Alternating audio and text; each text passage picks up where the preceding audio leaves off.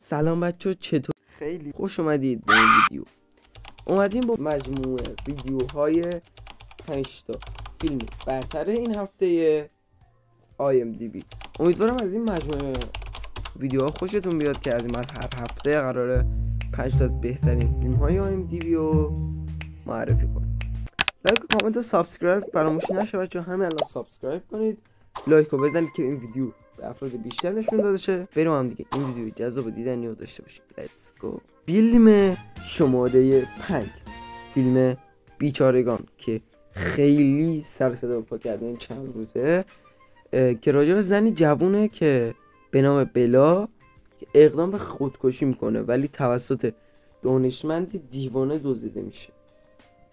این فیلم از IMDb نمره 8.4 گرفته و مثل بمب سر صدا کرد.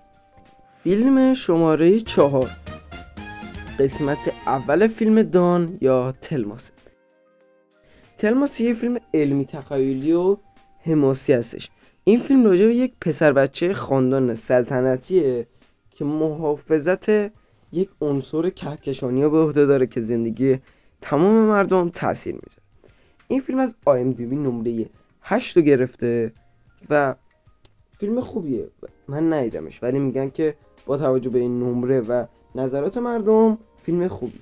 فیلم شماره 3، شوگان، یک سریالی که تا الان که من دارم ادیتش میزنم 3 قسمتش منتشر شد که داستان فیلم از جای شروع میشه که یک کشتی اروپایی در حالی که به حال خود رها شده در یه روستای ساحلی پیدا میشه.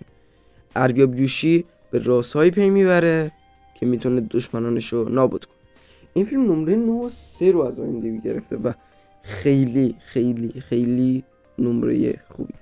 فیلم شماره 2 که خیلی خفنه، خودم هم دیدمش و عالیه واقعا، فیلم لایو اکشن آواتار. این فیلم بر اساس داستان انیمیشن آواتار ساخته شده که حسابی فیلمش ترکونده.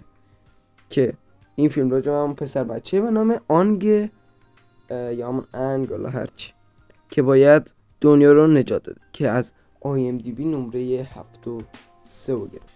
خب فیلم شماره 1 این هفته IMDb فیلم نیست جز تلماسی 2 که فعلا کیفیت پردهش منتشر شد و نمره 9 از 10 IMDb رو گرفت. خب بچه ها مرسی که این ویدیو رو دیدید. لایک و کامنت و ساب فراموش نشه. آخر این ویدیو هم یه فیلم معرفی میکنم که میتونید نگاه کنید و عشق کنید. لایک و کامنت و سابسکرایب فراموش نشه.